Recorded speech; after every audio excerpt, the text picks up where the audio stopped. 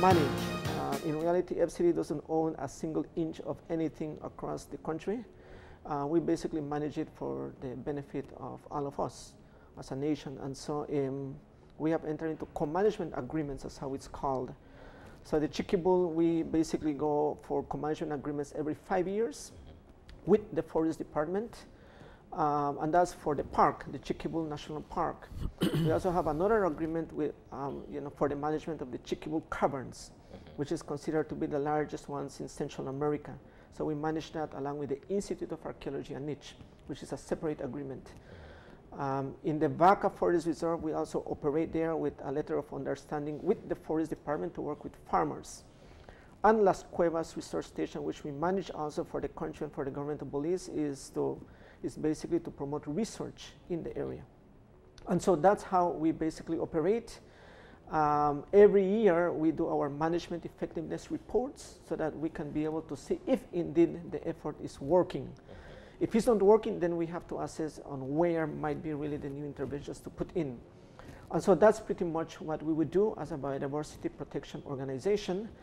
And of course, we can only do that as a result of support from, at this point, even over 100 organizations and institutions around that would help us to do that work. So that's what we basically are up to. We have been increasing, of course, over the years. We started as a project in 2006, 2007, which was basically called the Chiquibul Maya Mountains, we started with Chiquibul and the Bladed Nature Reserve at that time. And by the end of the project, we basically continued on. So we have been, as a program, more developing over the last 9 years or so in terms of a full kind of a program. Today we have increased our staff from what we started with as 5 guys. Now we are some 41, 42 individuals at FCD. So that is what we are, and our main work concentrates on the Western Maya Mountains, which basically is, we have the ridge of the Maya Mountains, so we operate in the Cayo district in that zone. So that's pretty much what we would be doing. Now, how much of the expansion of staff has been primarily because of Chiquibul and the work that you do there? It actually happened because we started to realize more of the needs. We realized about the magnitude of the problems. Our major component of work is monitoring and enforcement, which is the largest unit that we have, which is basically the park rangers.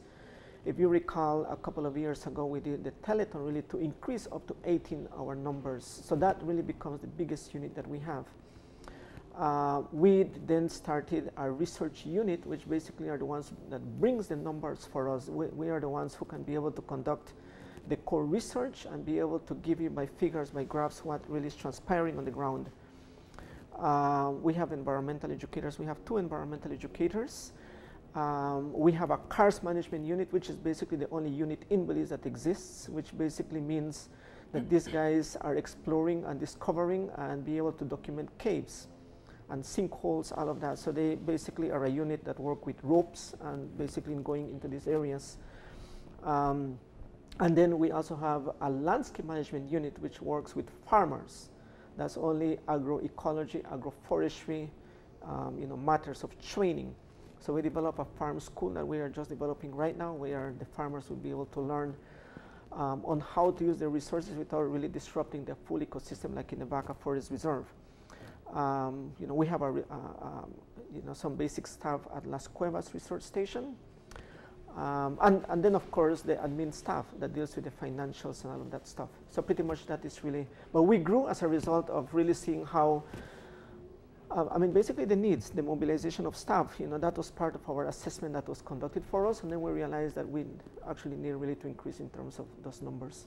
When you look at the expanse of the forest, the land that you guys are responsible to provide oversight for, and you look at the complement of your staff, I would want to think that it's pretty challenging or daunting to be able to cover that much area, and considering the fact that whenever Chiquibul comes up, we think about incursions, we think about the whole Belize-Guatemala situation at the western border. How effective has it been for you guys to be able to work with the Belize Defense Force, for instance, and any other agency in terms of providing the kind of oversight that would minimize any form of incursion or illegal activity within the Chiquibul? I will ask, Mr. Chan to explain a little bit on that, Derek. Well, as you can see on the TV there, we use different strategies, right? Basically, it's a matter of strategy. Maybe in the future we'll have a robot to do everything. But right now we have 15 rangers, and then we have the support of the BDF. We have conservation posts, and we do on an annual basis, on a monthly basis, an assessment of different areas. The flights that we do over the Chiquibul, they are the beginning of the year for about 6 months. And then maybe in August and December, we'll do one more flight. That gives us a bird's eye view of where we need to go in the ground. Then we can target the different things that we need to, right? But really, we work with partners, right? Our biggest partner and our closest partner is the Belize Defense Force, the BDF. They do work with us, help us a lot. They help us accomplish what, so without them, I think we wouldn't have accomplished what we have accomplished. So it's good to let the country know that also, right? But yeah, that's how we go about, accomplishing and getting to different areas. We don't go to the entire Chiquibul, right? Because Chiquibul is so big. It's about the size of Corozal district. And the majority of the threat is 10 kilometers from the border with Guatemala into the Chiquibul. That's where the majority of the threat is. That's the majority of our efforts. The rest, we don't even fly. We fly maybe once a year. Wow. Yeah. But on the ground, we have cameras, we have different sensors, ways of being able to gather information, and people on the ground. So that's... One of the big challenges has always been access into Chiquibul itself. Has the relationship, especially now with the BDF and their ability to, fly directly in, has that facilitated a lot of the efforts of the FCD, and how has that changed the game? I think access is one of the things that, in a way, that's what really has made also the magic of the Chiquibul, because it's relatively inaccessible. So it's rugged terrain. You look at wilderness. Your new guests that will be coming in, shortly from BTIA, they will be talking a little bit probably about the tourism frontier, and the tourism in terms of a new destination is going to be the Chiquibul, because it's really wilderness. You want to explore something new, something that is out of the context for a local person. So access has basically been able to limit that. I know for sure that on the same token, Belizeans might say, but how is it that Guatemalans are then able to come in? Unfortunately, and I guess as a result of the historical context in Guatemala, the government probably tried to move communities much more closer to that frontier. So you will find a whole set of communities dotted right along and across the Chiquibul National Park. But for us, it's really rugged. With the development of new conservation posts, the Chiquibul is becoming much more smaller today, I must say. On the dry weather, you might be able to reach the natural arch. You will be able to go to Cebada, where you can see the third set of caves, right there by the western border. You'll be able to go to Caballo, other areas on the dry weather. So the Chiquibul is becoming much more smaller in a way in terms of reaching. With the BDF, yes, I must say that with the helicopter, it really aids a lot, particularly in moving materials in. For example, rations for the forces, other equipments into that. Although it might not be that often, but at least there is another way that we can be able to mobilize along with the BDF, particularly for extractions. In terms of an emergency out there, the helicopter really is a beauty really to have in terms of taking out people or personnel. So in a way, yes, it's becoming much more smaller, but yet it still has the magic, which is probably, in a way, I'm glad that that even though IDB is going to create, the government of Belize will be able to do a highway way down to Caracol. But at the end of the day, that will not enter so much into the Chiquibul jungles. It's just going to be only on the northern part. It will pass a little bit, only probably about 2 kilometers, but apart from that, it's pretty much is going to be more kind of a rugged, sort of an experience. And that is probably what's going to be the future for these areas. I can think in the next 10, 15 years, and if we keep it that way, that's what people will probably want to see, a new experience which is still virgin as best as possible. Now, when you're talking about road access, it's more resurfacing what was already there, or is it actually creating new ways into the Chiquibul as well? What has happened is basically more for access, like in terms of the joint forces. So we are basically, in order to reach to Sebara to construct, and that's why Sebara took us about 3 years really to construct Sebara CP, because it was really trying to find the best route, trying really to find where there was water. It took a lot of patrols to be able to finally be able to find that. And so access was really that as the first component to see how best really to move machines in. But that's really more really for access in terms of moving materials.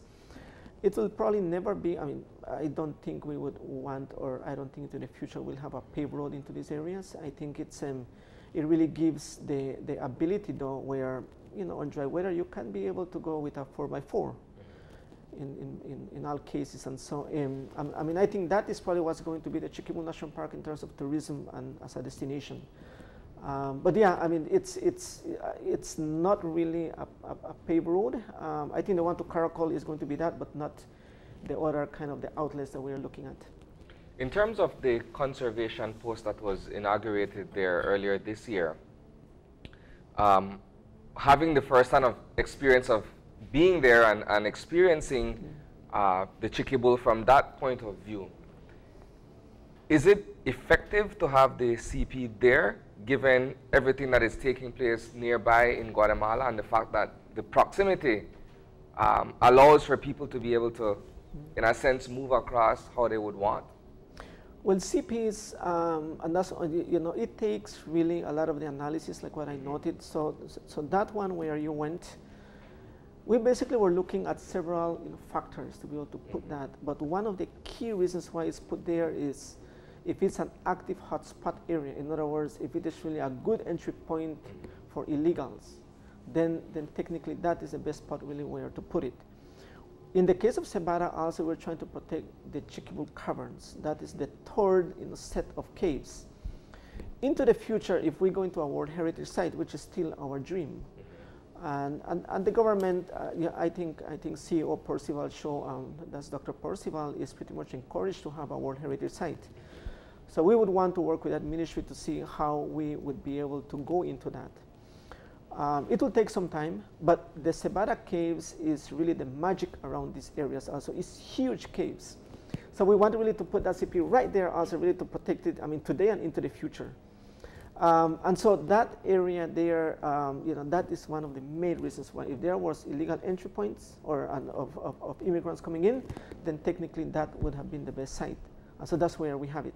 And then also the source of water, because water is also essential really to have around those zones.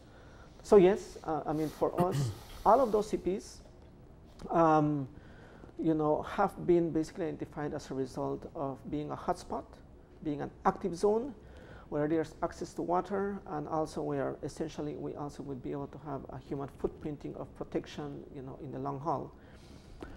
In one of the research studies that we just concluded also this year, if I can mention on that, it shows that conservation posts, they are effective as a deterrence. I can report that although this has not really taken only us 1 year, it basically has been a progressive, steps by step. And Derek alluded about the support of the BDF and the police and forestry in some of the CPs. What we have seen is that as a result of a conservation post, the forest is recovering. If we basically look at a comparison of the last 4 years, 5 years when the peak was at most in terms of deforestation in Chiquibul, and today, we basically can see a reduction of some 25% of what originally it was. So there's recovery of the forest. We can basically report that there's over 2,200 acres that has been recovered in the Chiquibul jungles today. It doesn't really mean that everything has stopped, however, and that's important to note. The CPs are aligned, and the idea is really to have a presence on the ground. Once that presence is there, then you bet that the Guatemalans who might be actually searching for lands, they will no longer be able to operate in there, but they might be the desire to move into other areas. So, but we can't be able to see that CPs really work. They actually are doing or are demonstrating as success stories in the Chiquibul jungles. As important as is to note that even though we talk about the Chiquibul, and there's a lot of Belizeans who tend to believe, well, why is it that Chiquibul is being targeted? Well, I can say that of aerial reconnaissance that we have done, it's not only the Chiquibul.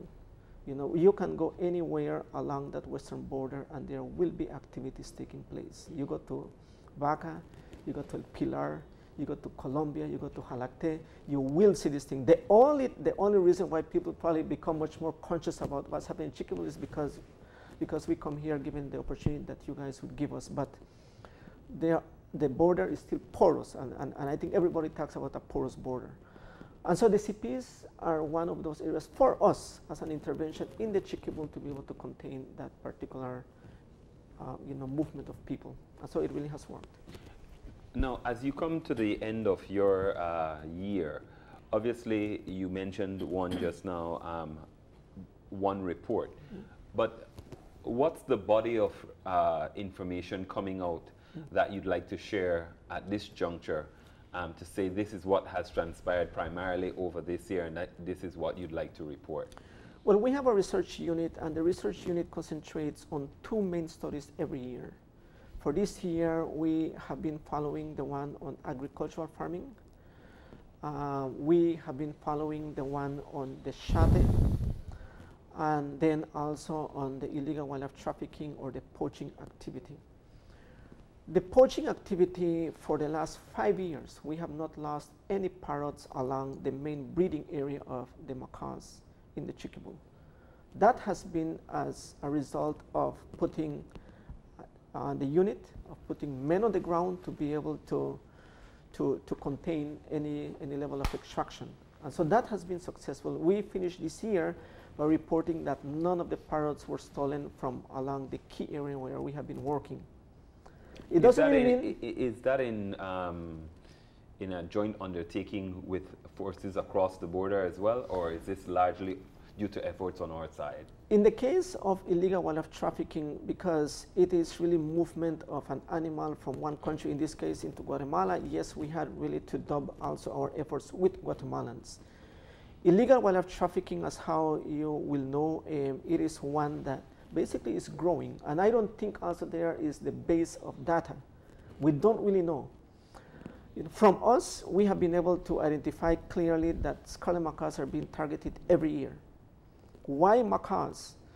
Because this can fetch, $1,000, $1,500, $2,000 or more.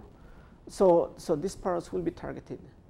We put a lot of focus of attention into this. However, there might be other species that are also being targeted. It might be jaguars, it might be other types of parrots.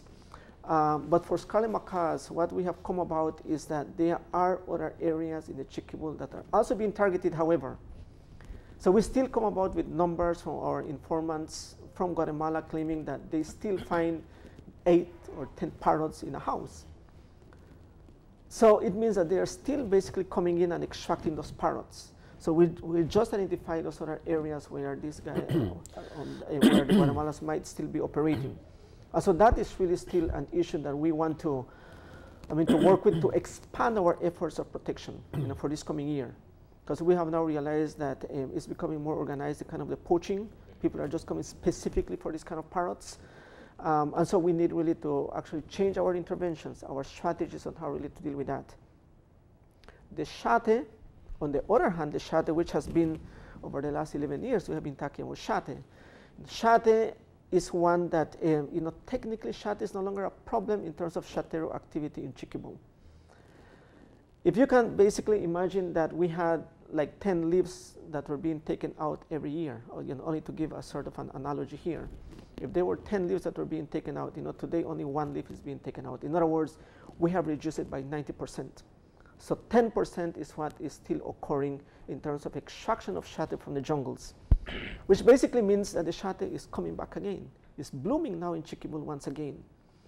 And so we have realized that, once again, it has several interventions here. In the case of xate, because of more enforcement, the Guatemalans changed their regulation also across. The markets also had a drive down. And so it was a multiple kind of an action that happened there, which basically is now helping the population of xate in the jungles.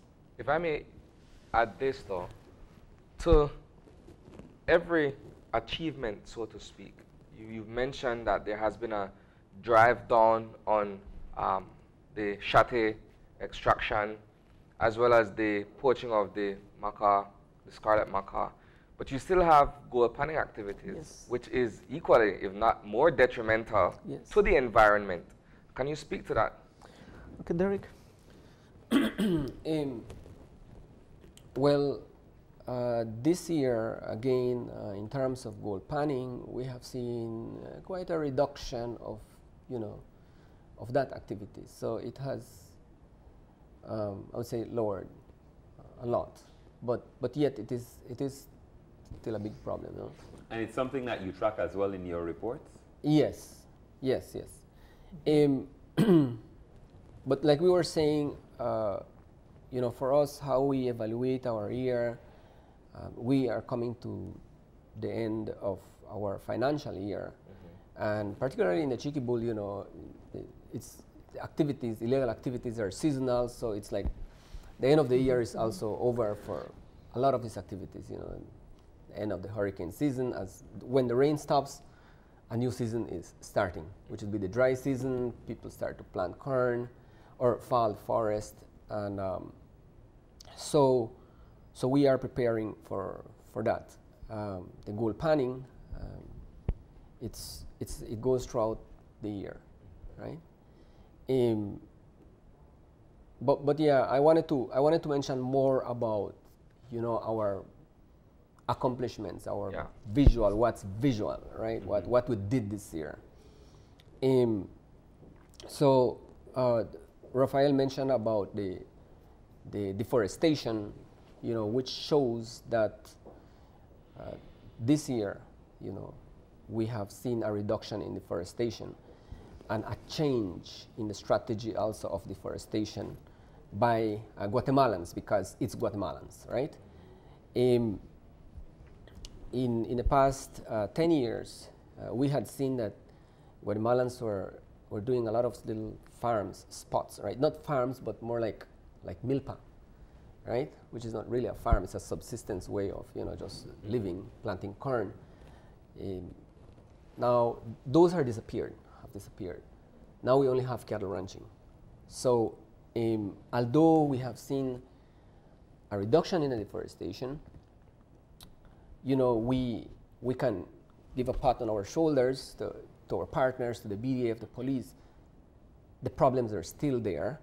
They're changing. That means we cannot bring down our guards. So we have to change our strategies, right? So that is what we want to say. We want to also the people to know, people of Belize who support us, right?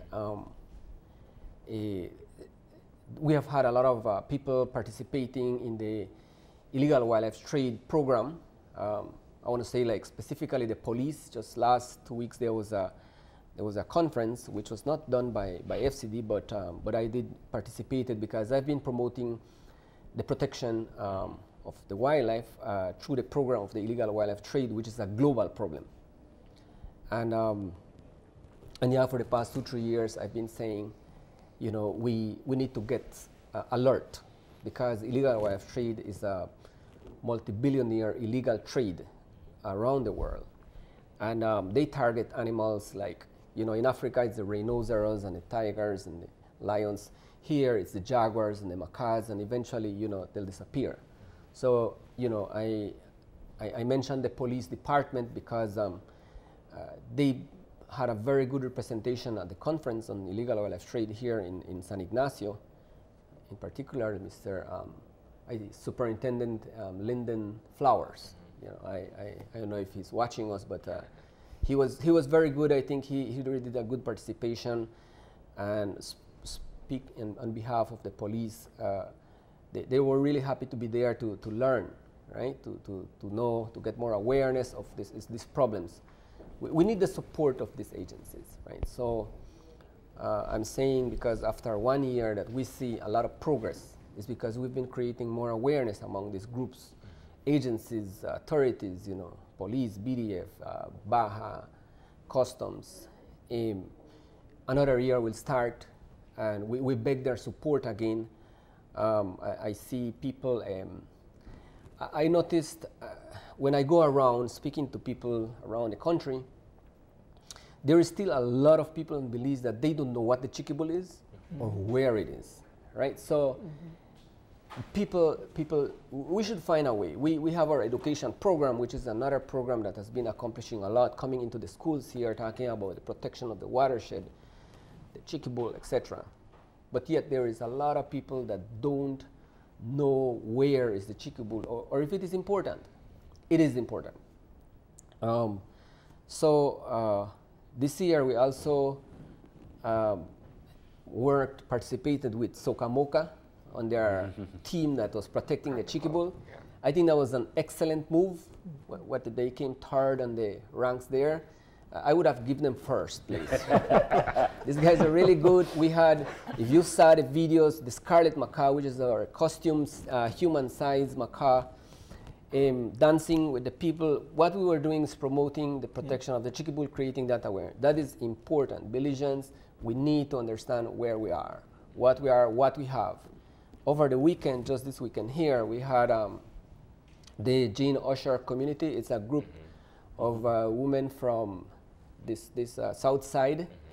They came to the Chiquibul, and they didn't know exactly where they were going, but they got to the Chiquibul, and I also congratulated them there. They had a 24-hour prescription of relaxation in the Chiquibul. There is nothing like the Chiquibul to be able to relax. So I think they really had fun there. I met them, and I told them, you're one of few that get to see the Chiquibul. They did say, yeah, we know the Chiquibul, we've heard about the Chiquibul. You see us on the news? Yes, okay, this is it, we're talking about the Chiquibul. We're here to protect the Chiquibul for you. We beg the support of the government, of the people, of everyone, who is part. The Chiquibul is like the roof of your house. It's like your tank of water. It's like your coffer of money, and it belongs to everybody, not a few. All right. So let me get Esther in just quickly because we're running out of time. But I want to talk because you kind of segued into it anyway in terms of the programs that you all manage to execute that shines light on the importance of the Chiquibul. So. Esther, maybe just let's talk a little bit about the programs that you've been able to conduct, because that's important. I mean, to have some highlights during Carnival, which is one of the most watched events in our country, and also to take women from Jane Usher there as well. I think Derek highlighted pretty well the progress with the program when it comes to the enforcement, the land monitoring of the Chiquibul. Our director also talked about the research program, but in addition to that, we've had other efforts as well with the other programs. The education program, we continue on with our awareness in the communities this year, particularly with the work with the importance of the water, resource of the Chiquibul, and also looking at the illegal wildlife trafficking, which is another component very important for us at the CD. In the area of landscape management as well, we have been progressing quite well there, working with the farmers within the Vaca Reserve. And I think for us this year particularly, we're looking more at landscape management. We realize and we recognize that we can't look at management of the Chiquibul National Park or the Chiquibul Forest without looking at the buffer areas again. So the buffer protection really has been a key for us this year. We've already starting to engage with private partnerships because, well, as FCD, we don't have co-management of the areas around. We are in the VACA, which is one, so that's one area of buffer management for us. And also we're looking at the area of the Pine Ridge with the Chalillo and those areas where we also are working in that area to try to also monitor that area because like we said, you know, we can't really look at it in isolation. We have to look at it at a landscape level, which is very crucial for us. Let me, because I think a part of the disconnect for some people sometimes, as you talk about the excellent efforts that you have in terms of maintaining the Chiquibul, I think you all should also be congratulated in terms of bringing the whole word Chiquibul into mainstream Belize. I remember seeing it and people not knowing at all that it existed even in Belize. I think we're miles above that in terms of people know it exists, it's Belizean, etc. But I think people still have this sense that it just means that it's hands off. Because, and I think having the conversation about buffer communities and how they can access or landscape agriculture management, as you said just now, how important a push is that for people to understand that it's not just preserving and locking it off, but really managing. And we have a commercial with sustainable development that people talk about. I think, I think it comes, and it gets very, very core to who we are. You know, FCD is Friends for Conservation and Development. We believe that all of these resources that we have, if Belize can be very much innovative, we can be visionaries. I was discussing a couple of days ago with some of the colleagues that at the Ministry of Foreign Affairs. They said, please help us that we don't put any communities inside of the Chiquibul, because many people would want to allude to that. They say, if you put a village that's going to control the illegals, well, it is not like that. From what we have seen, that is not really true. We are saying we can be innovative. So we can use it sustainably. I mean, tourism is going to be the main drive for Chiquibul, Caracol, Pine Ridge. And that can happen. Once we really put the control programs, the mechanisms in place, the people can still be able to get their economics quite well. Imagine if we were to do the World Heritage Site. Goodness, that's going to be of international attention. And that will bring the economy that we want. The carbon stocks in Chiquibul, we don't really have to log it. We don't need to cut it. It can provide only by carbon. Our best assessment right now, which we have to do more, but the Chiquibul alone has $2 billion worth of carbon stocks or more. The water resources, it doesn't have any value. So if we are visionaries as a country in terms of looking the next 10, 40, 50 years, we can keep this, this is going to be really the treasure for us. At the end of the day, that's it. So we believe that the tourism is going to be one of those main drives, I think, and in fact, we are welcoming that. You know, we want really to ensure that, yes, you can have the best experience, and in the next 5 years, you can still have that best experience. But we need to really do it well. You know, so yes, it can be done. Yes, communities can participate. We're saying, you know, we are not lacking this. And in fact, we are not the government. We are an NGO. We only provide only a duty only to this country. And that's what FCD is all about. But if we can do it well, for the largest number of people, for the longest term, for the greater benefit, that is what conservation really is, in simple words. So I think it, you know, it basically carries that kind of that concept. Before we get to wrap, another key question I think is always sustainability. Some years ago, we had the telethon to recruit, to pay for more park rangers.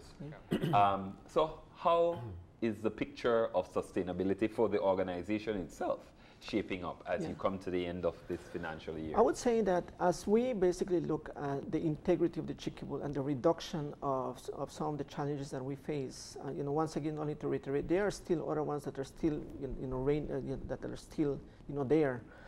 But it provides also that view of more security. In other words, it's more secure. So that really dovetails more now into that ability of running tourism. We have had a couple of projects with PACT, the Protectors Conservation Trust. They have been really our main donor and supporter. And we have realized that we have to identify our other means of financial sustainability. So we are basically exploring it as we basically have a relief of this kind of problems. we are, of course, now looking at those kind of other things and the involvement of other partnerships. The private partnerships is going to be key for us. We already are working on that. But tourism, we are looking at one of those key drives. In fact, the other guests coming in here from BTIA, we already are trying to build partnerships with them because we want to learn how to do it. So I think, you know, if all things goes the way how we are seeing this, we believe that we will go like what Audubon has been doing in terms of going into tourism as one of those main components of opening up, you know, some of these gates for people to be able to enjoy, and then they also can pay for some of these things. We will want to go into this other innovation, you know, stuff like, for example, carbon. Want to go into the water resources, you know, the payment for environmental services, these kind of things, because that's what really I think the Chiquibul really can provide for. I mean, these bigger, you know, elements that are basically the environmental goods and services for this country. So I believe it, you know, we are just entering in that. We have a relief right now in terms of being able now to diminish some of these things, and that gives us now the opportunity for being able to look around and to see what really can happen. And that's where we are, I mean, basically at this time. Where can your report be accessed? Is it public information? Yes, you know, all of our reports are basically on the fcdbelize.org. All the research papers are there. Our next AGM, annual general meeting, is on the 2nd of December. Anyone is welcome to join us. It happens at San Ignacio Hotel. It starts at 2 p.m. You know, we are a membership organization. So if you want to vote at the time for our new board members, you basically just, you know, would pay your $5 or $10, and then you are entering into the gate really to be a part of this. So yes, all of our information is there. You only need to go to the webpage, and that's it. You know, fcdbelize.org. You know, everything is there on the resources, all of the research, everything is there. All right. Any final words? Yeah. Two things. Two final words. Okay, so I just want to reiterate a little bit on what Rapheal mentioned about the sustainability, but then about, you know, establishing communities. It has been like more and more people, you know, politicians, you know, big thinkers, think that putting communities along the border would help. We've always said that, you know, the Chiquibul is not one solution to solve the problems of the Chiquibul. The biggest problem that Chiquibul has is the incursions from Guatemalans, and we've seen the map that how the Petén has disappeared, all their forests, is because of people, right? People will just keep on going. If we put communities, it's like expanding our own, it's like us, you know, planting our own problem there. We have seen otherwise in studies and ourselves in the Chiquibul that is not the best solution. We know that there is a solution, and many solutions, right, like tourism and so on. That takes me to the other point. I was in Guatemala recently, and I went to make a presentation to a group of people, of technicians and CONAP and community leaders. And for them, it was jaw-dropping, you know, to see an image, like especially the communities, people from the communities, to see the image of how the Petén, the Montañas Mayas in Guatemala has disappeared its forest, gone like a bomb, just dropped and disappeared all the forest in 20, 30 years. While the Chiquibul is still standing, and we have done exchange where they come here and they see the forest, they see the wildlife, and you know, I'm trying to explain to them, this is what we have, right? It's ours, right? It's for everybody. When we say that, we mean the air that the trees produce, it's not locked. The water that the Chiquibul produces is not locked. It goes into Guatemala. We need to protect it. So our binational program is strong. We continue to work. The community is expressed, you know, you guys are right. We want to help. We want to protect. But we Belizeans have to do our part, right?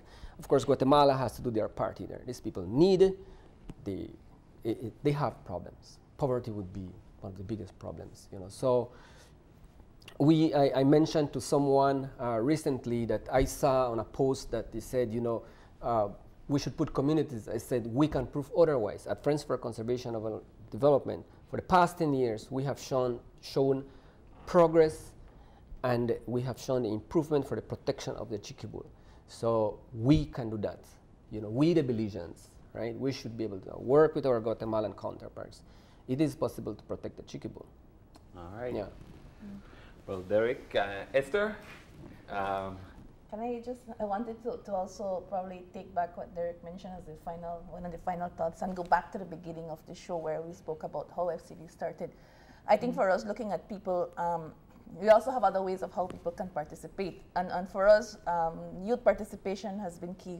The FCD as an organization started as a youth movement, right? And so right now we're actually going back to where it started and promoting youth movement within the organization. So we have our environmental youth group, FCD Environmental Youth Group, and we've taken it a step more where we're actually working along with the youth group in Guatemala. Because like Derek said, this thing is not locked, this is a shared resource, and we realize that for people to understand the benefit, we need to get others involved. And a key group also is the youth. So we have been working along with them through the support from the Canada Fund for Local Initiatives to get young people more involved, for them to understand, for them to really to take it on and to be, let's say, the next Rapheal, the next Derek, you know, who can sit here and really, really take this on and really make a difference in our country and really at the binational level as well. So I think it was important to highlight that, you know, that it's also, yes, people might be problems, but they can also be the solution. And it's basically one ecosystem is two flags, and that is basically it, you know, so we have to do it together. Yeah.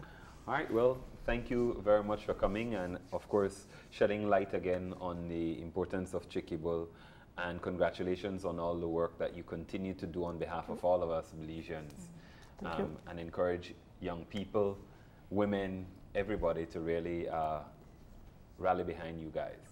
Thank you for joining us this morning. Thank you. Thanks.